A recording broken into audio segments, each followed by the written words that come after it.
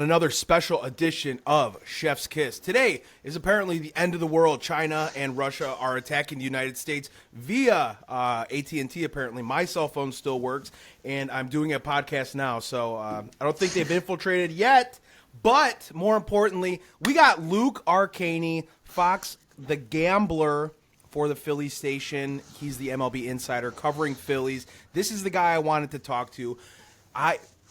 Luke, it is so hard to find baseball people and then to talk baseball stuff. So when I find somebody that likes to talk baseball and the game and the Phillies, it's almost like a therapeutic kind of thing. So thank you for joining today. It's definitely I would say it's probably, maybe other than hockey, probably the lowest sport with the amount of, I think, content wise. Obviously, your big two are basketball and football.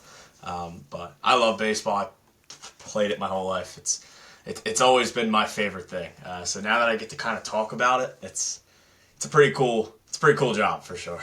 Yeah, this is the best time of the year. After football, and it's kind of that little lull. We actually got a game coming here in 6 minutes, Padres versus Dodgers. So yeah.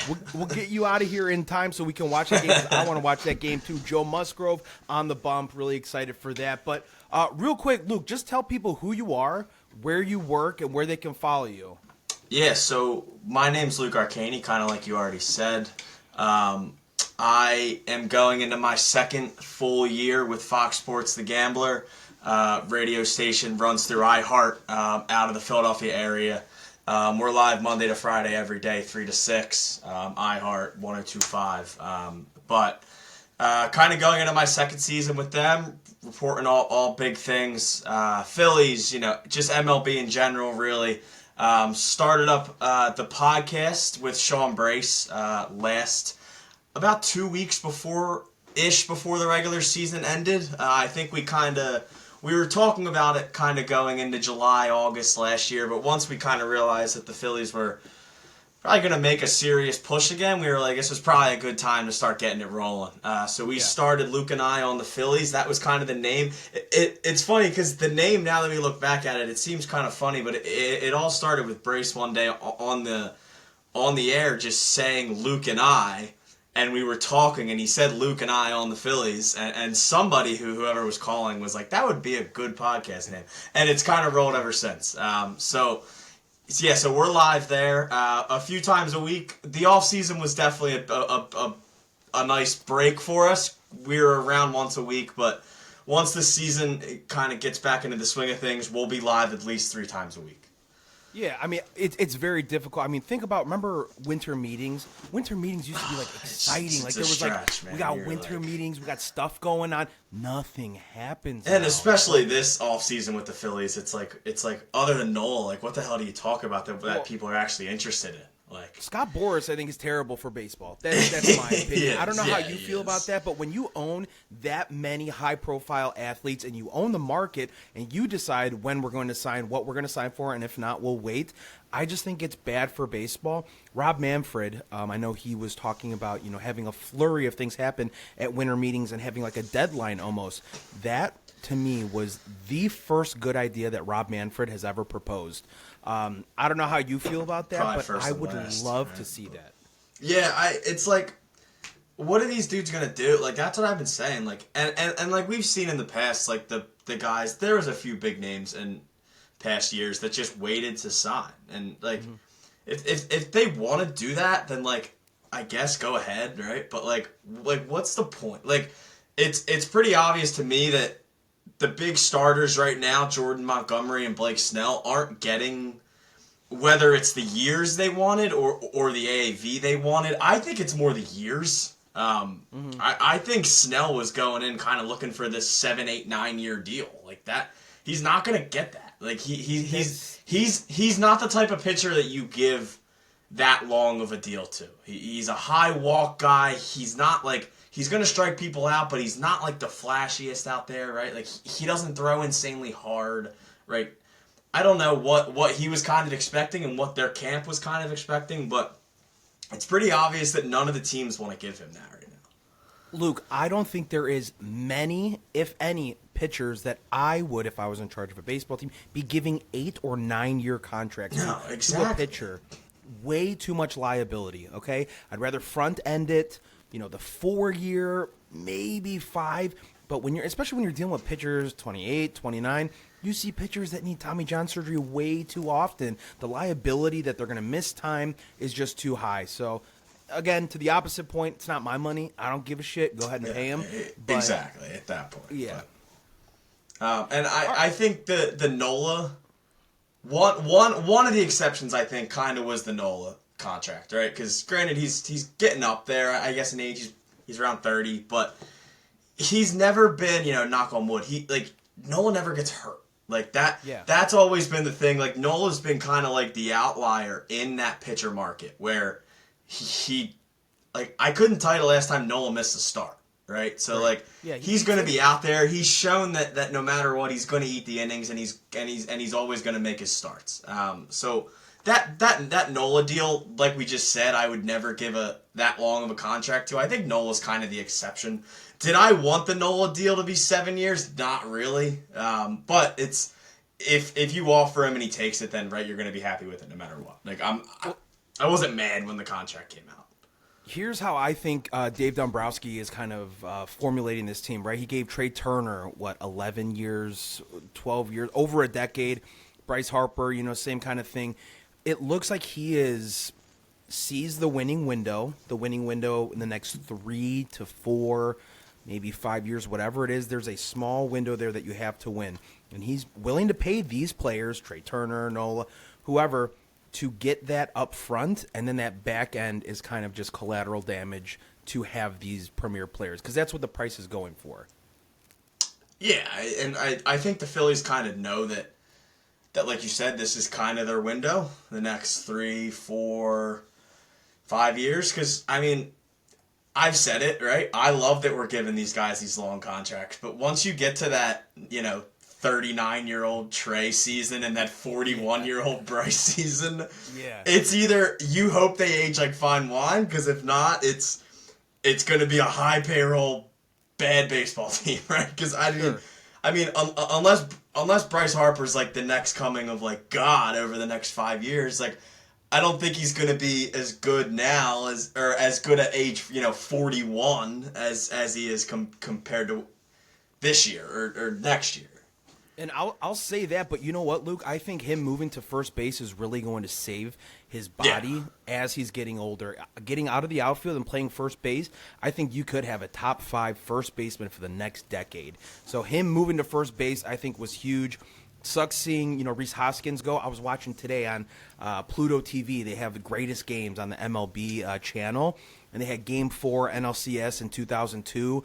And it was just electric. He hits 2 home runs, and he'll be missed for sure. But Bryce moving to first, like you said, moving forward, I think, is really going to save his body. Yeah, I think the move was kind of an obvious one, right? If you can extend the career of probably a future Hall of Famer and the future of your franchise for the next 10 years. And honestly, when you look back on the Phillies in 100 years, right? Or 50 years, 100 years, right? Bryce Harper's going to be a top 5 guy once you look at that, the overall organization, right? So if you can make that career probably as long as possible, because it's going to be pushing a almost 20-year career for him, which is awesome. And the fact that probably 13 to 15 of the years are going to be played in a Phillies uniform that's awesome.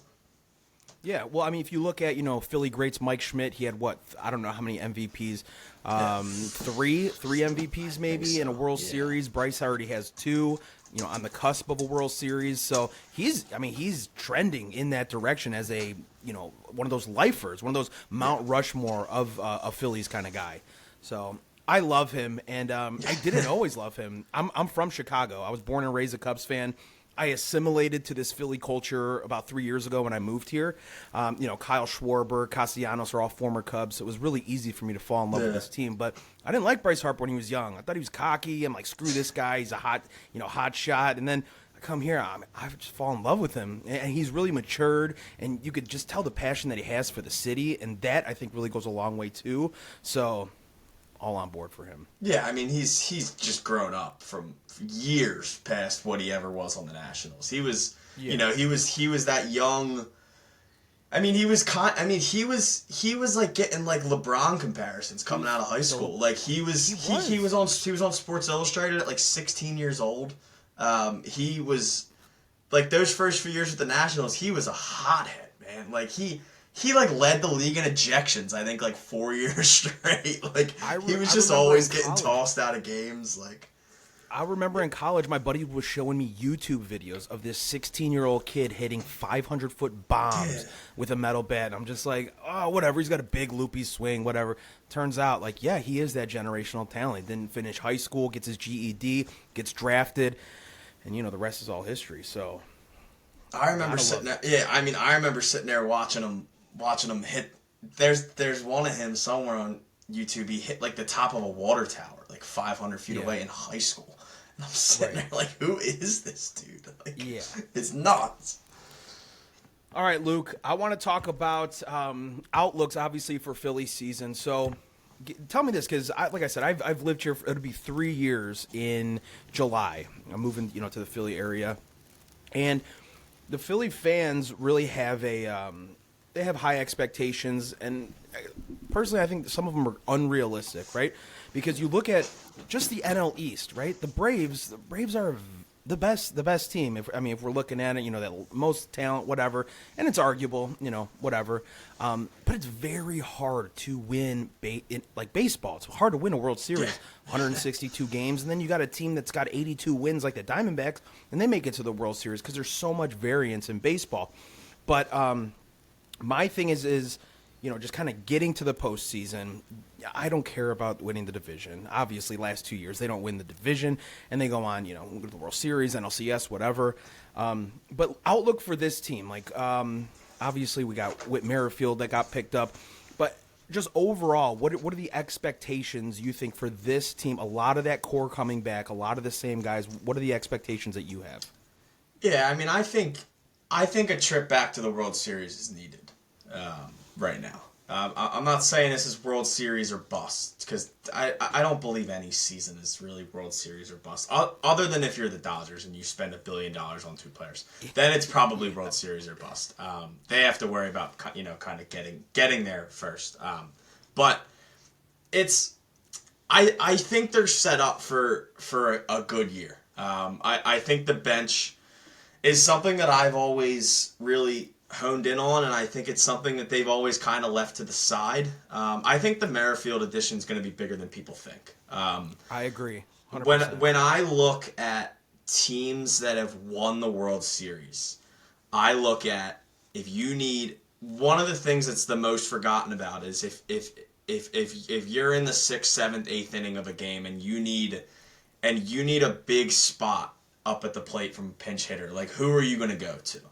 If you think of the Braves when they won 3 years ago, they had Jorge Soler off the bench in the one game. Came up, hit the absolute shot of a home run. Right? You have these teams that obviously your big stars win you the World Series, but baseball is such a sport where you can't win a World Series with just like 5 good players. And I think that's kind of where that's hurt the Phillies the last few years. I think they've had the star power, but then kind of once you get deeper and in that depth and towards that bench, you're kind of like, all right, well, who's next? The Phillies last year didn't have any really good pinch hit options, right? They had like Jake Cave and like that was, I mean, when Jake Cave's probably your best option off the bench, that's probably an issue. So I think the Merrifield's going to be bigger than I think people are kind of saying and thinking. I think just kind of having the depth and kind of having the guy that I think we kind of always wanted Scott Kingery to be. You know, that 800 average, or that 800 OPS kind of plays all around the diamond, can get you a base hit, will hit a home run here and there. I think to add that kind of guy into a clubhouse with, you know, Harper, JT, Schwarber, Castellanos, those big name guys, I think that's kind of going to go a long way. And then I think the biggest part that I'm most confident in is the overall pitching staff. I mean, statistically last year they had a top 5 rotation and a top 5 bullpen. They really didn't lose much. I think they gained some depth in the bullpen, and I think some guys that they believe that they can turn into some bullpen arms. I think if you look at a top three right now of Aaron Nola, Zach Wheeler, and Ranger Suarez, I think you can kind of put that up against anybody in baseball right now. That's one of the best top threes in baseball. And then your top, obviously, reliever guys. Hoffman had a huge year last year. Alvarado's just a monster. If you have those two guys kind of leading the way with you, I think the bullpen's in good shape. So I think it's going to be another good year. I think the biggest thing for them right now is they have to get off to a hotter start. They can't have this lackluster April where they fall to 10 games under 500 going into May, because if you want to look at win totals and you want to look at getting above that 90 win mark and maybe even trying to compete for a division. I know the Braves are good, but at least try and compete, right? Like at least make the Braves' job like a little more difficult than it's been the last 2 years. So I think it's going to be a good year. I'm not necessarily saying if they don't win the World Series, I'm out, right? But I think they have a good chance to get back there again this year. Yeah, I'm with you. In regards to Whit Merrifield, I see two sides of the coin on this, like you said.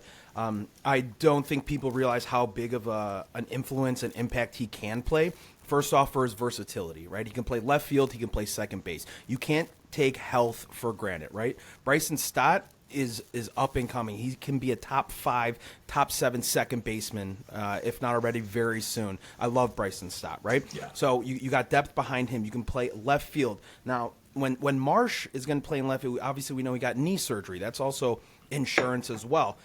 There was a point in the season last year where Brandon Marsh had better splits against lefties than righties. So I'm not huge on like the matchup necessarily, like lefty pitcher, got to have a righty batter. If the dude's hot, let him hit and like get comfortable with having him hit against lefties like that. So versatility for that, right? Also coming off, like he's proven. He's a 3-time All-Star. He's led the league in steals, hits many, a couple times. Him coming off the bench at 35 years old, like we talked about Bryce Harper, going to save his body a little bit more. He's not going to be getting, 500-something at-bats a season. So when he does come off the bench, he's going to be more productive. So I do like that a lot. And just, like I said, having that depth as well. Not letting Johan Rojas bleed to death in the postseason. 4 for 43, right? You have a guy and he's 1 for 20 something. All right, we need to get somebody else in there because I can't have Johan Rojas come up to bat, bases loaded, and giving free outs. So now you have that option to put someone else in there, like you mentioned. The bullpen, like you said, the guy I want to see make the team right away would be Orion Kerkering. Okay, they brought him up 3 games. In September, October, they brought him up, pitched 3 games, and then the next appearances he makes are the biggest innings of his life, right? For a 22-year-old kid, very young, he's got filthy stuff, dude. I was watching, those, pitching ninja, whatever. He's got those, you could see him side by side, those pitching slots or whatever. He's got nasty stuff. So if you do believe in him, because I think he's going to be the closer, and next year after that, whatever. He's still very young. But I want to see him make that opening day roster and start instilling some confidence in him, to say like, hey, and Rob said like, we don't have a closer yet. I'm not a fan of closer by committee. I don't know how you feel. Jose Alvarado, I think is, nuts, dude. I love him. Having a big lefty come in to close the game, it's kind of, somebody's job can win it. Who wants to take it? It's kind of up for grabs. And I'm okay with that starting the season. But moving, as we're getting to the dog days of summer, there needs to be a guy. Like, I want to see that's our closer. I don't know how you feel about that. Yeah, I've been kind of going back and forth with that. If Kerkering has the mindset, I think he could have that thing locked up by June, right? I mean, he has the stuff to be the best reliever in baseball. It's just a matter of the mindset and being able to age well right now. I'll put his 2 pitches up against anybody in the entire MLB. It's absolutely filthy, and we've seen it. Granted, I think teams were kind of starting to catch on to it, maybe in the playoffs, because once you come up, right, you're young, there's not much film. All they see is the slider. That's it. So if they can kind of jump on that and they see it, then they know. But I know they were working a lot on the fastball more with him in the offseason, trying to get that pitch in. But he's kind of my big question mark in the bullpen, because him being good makes I think this bullpen pretty good. Him being great makes this bullpen like almost unbeatable. If you can roll out Kerkering, Alvarado, Hoffman in the last 3 innings of most of your games, it's lockdown, lights out, right? That's a really good last 3. So I think Kerkering is hopefully going to be that kind of guy, but I've never been opposed to kind of getting the feel for it, right? If you feel like you want to throw Alvarado in the 7th and get these outs, then that's fine with me. But if you want to save him, I'm just never a fan of saving a guy and then kind of maybe even losing the lead, right? If you're playing the Braves and you have to go up against Ronald Acuna and Matt Olson in the bottom of the 7th, and then I think you put Alvarado in every time, right? I don't want to lock Alvarado down just to the set closer role strictly because I know he can get outs wherever you put him. Yeah, I mean, I'm with you on that. It's your best against their best always. Like you said, no point in saving it because I need these outs right now. So there's no guarantee that, I'm going to save my closer and, we don't have the lead now in the 8th and the 9th, whatever that is. So with you on that. Who needs to take the biggest steps this season? I love Alec Boehm. I think he's great. I think he needs to take a little bit more of a step. We saw in the postseason struggled a little bit, and obviously, so did Rojas. And Rojas he played 59 games in the regular season, and he was great. He hit over 300. He did exactly what you needed to do. Johan Rojas doesn't even need to replicate the same season as last year because there's so much talent in that lineup. If you get close to that and you could just justify having your glove in center field, that's good enough. So in regards to people taking steps, I would like to see Alec Boehm kind of take that next step up. That would be my guy I would take. I don't know about you. Yeah, Boehm is definitely my, I think, number one guy that really needs to kind of almost prove himself. He's 27 years old. This is his 5th season now with the Phillies, including that COVID year. Like, I feel like we're kind of starting to talk about Boehm as this, like, young guy still. And, he's 5 years into the league. Like, right. I need more power out of Boehm. I need more balls in the gaps, right? I need more of that. And I think he was great with runners in scoring position last year. But I need that OPS to go up. I think it was around like a 760 last year, which it's okay. Like it's not great. It's not horrible, but it's not great. Because honestly, I think Boehm's going to be playing for his job over the next few years. If Alec Boehm continues to just be, an 18 to 20 home run guy for the next 3 years, there's no guarantee the Phillies give him a deal, right? Especially with if they really think Aiden Miller's the real deal coming up in like probably 3 years, 3-ish years, and third base is a hot spot. Like you can find a lot better third basemen than Alec Boehm. And obviously he got his arbitration number this offseason, and if I were the Phillies, there is no reason for me right now to give Boehm a full contract until I have to, right? If I can file arbitration with him for the next 2 years, that's exactly what I'm going to do.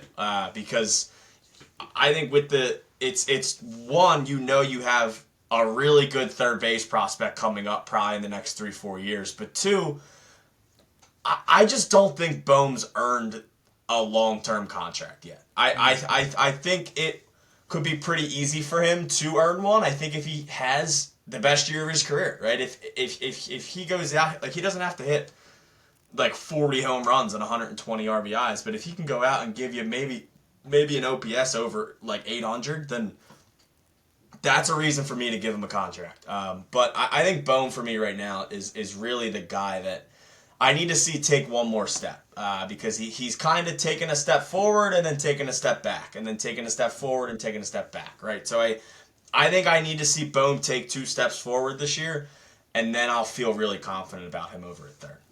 Yeah, I'm with you on that, especially, Matt Chapman's, he's still out there.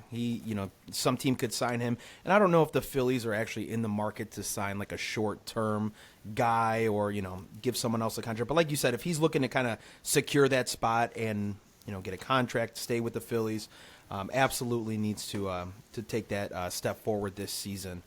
What about spring training? You going to be out there this spring?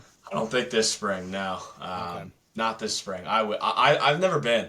So Okay. I have never been down to Clearwater. I go I every spring, either to no, it's mostly in Florida. It's usually Tampa. I went to Clearwater the last 2 years. I'll be out there March 21st through the 24th. So I'll see Nice. a couple I'm Blue jealous. Jays games. There's one at Jordan Steinbrenner Stadium against the Yankees, and then I don't know if it's the Pirates or someone else. But Yeah, so I feel like they only play the Blue Jays, the Tigers, and the Yankees. Yeah. It's like the only 3 teams I feel like they ever Yeah, play. and they're close. in spring Dunedin, training. Clearwater, Tampa, so they're Yeah. all within 40 minutes from each other.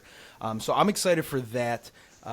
What would I be looking for at spring training? Whose job is on the line? Some young guys to kind of keep an eye on. Who would you say would be those candidates?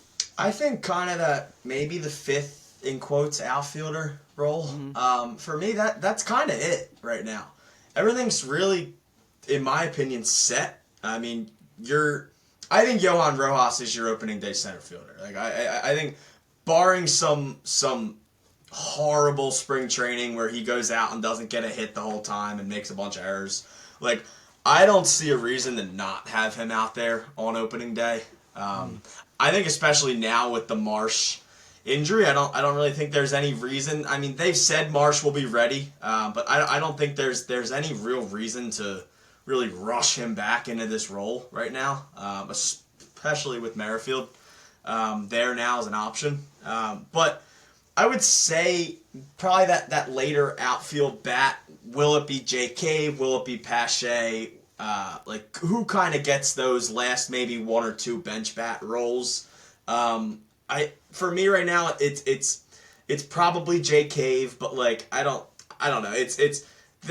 There's guys that I think right now your definite 3 locks on your bench right now are Garrett Stubbs, Edmundo Sosa, and Whit Merrifield, right?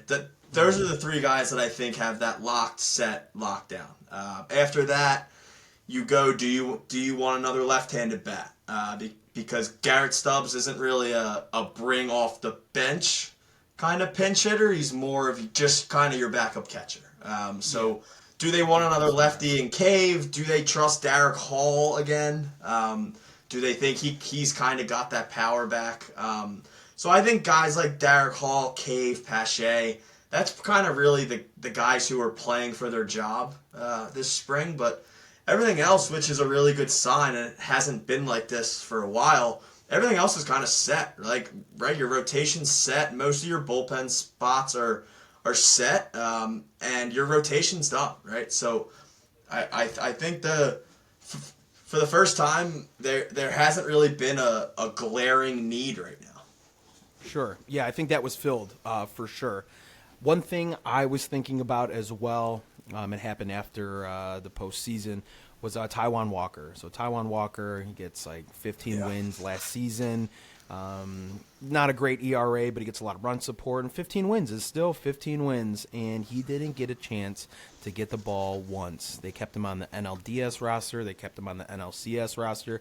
And they chose not to use him. So if I was Taijuan Walker, I would have a huge chip on my shoulder this season. I want to show you and everybody that you are not going to the postseason without me, and you have to use me.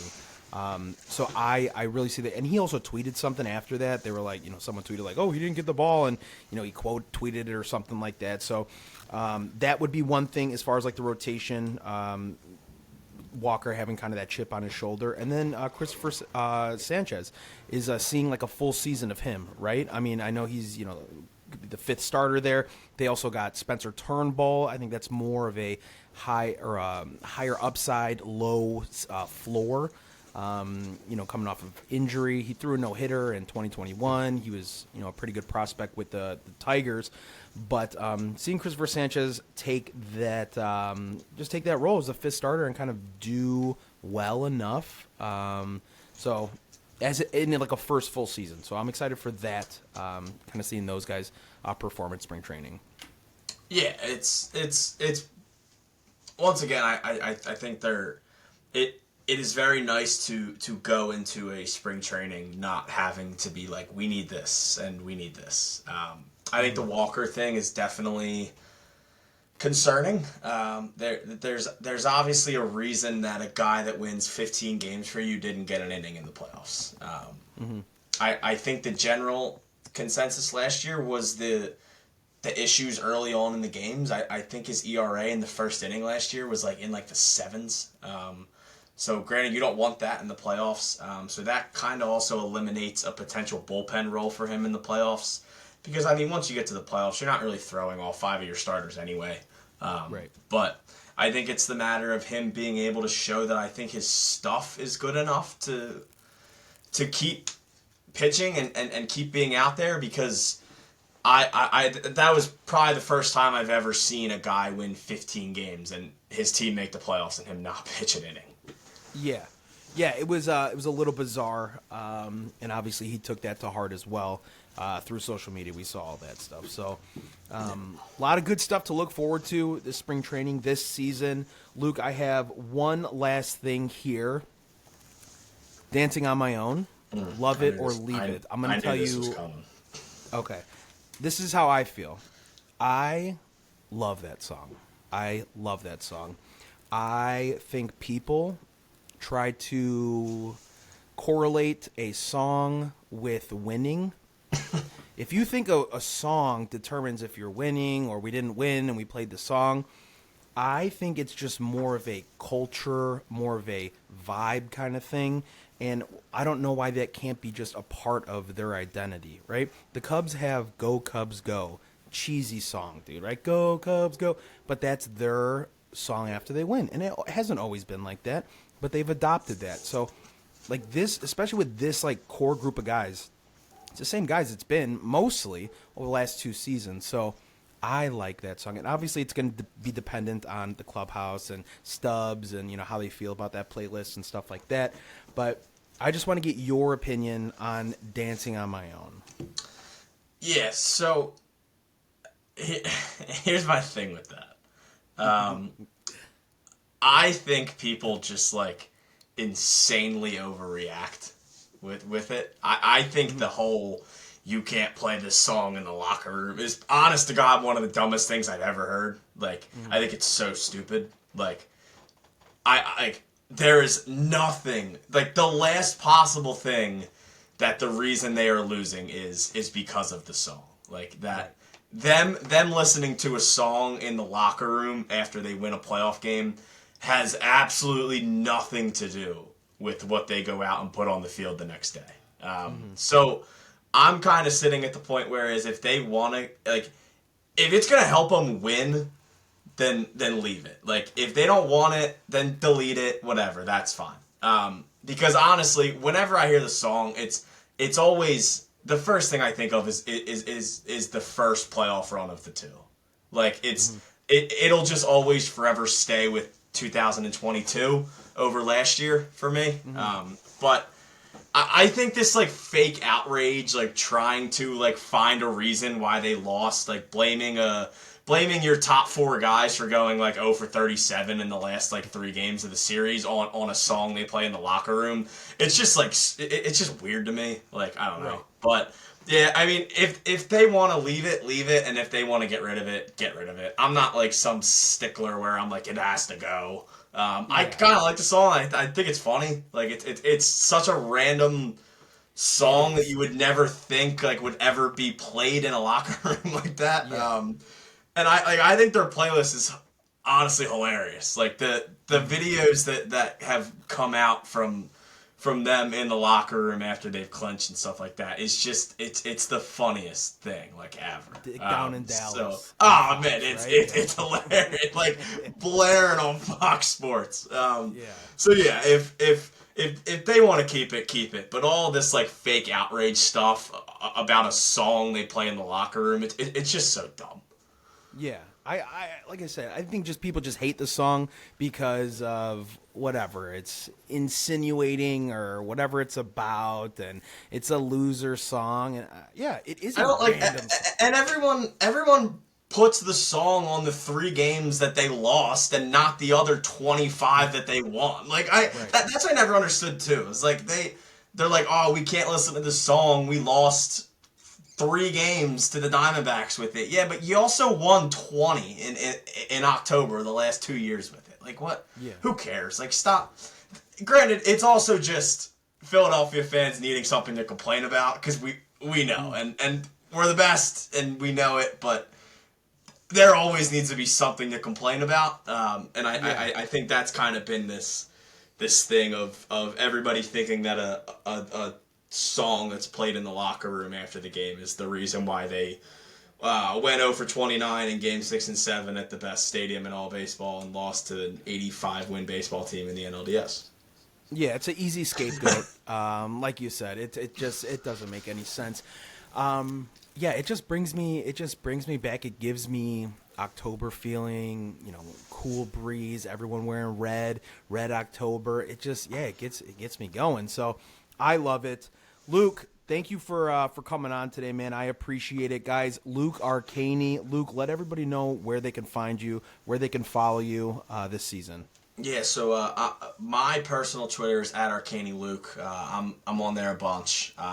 At Luke and I Phils is that's the handle for the pod with myself and Sean Brace. Yeah, got one coming tonight, 6:30. We're live once the season starts, probably about 3 days a week. On the Daily Ticket with Sean Brace, Fox Sports The Gambler, Facebook, Instagram, Twitter, all that jazz. So. Awesome. Luke, I will definitely see you at some games this season. Yes, sir. Absolutely. Catch some games, maybe do some content outside. That would be a lot of fun. But, yeah, man, thanks again for joining. I appreciate it. I'm going to stop recording, hang around, and then I'll get you out of here, all right? That's right. Guys, thanks for watching. We will see you next time.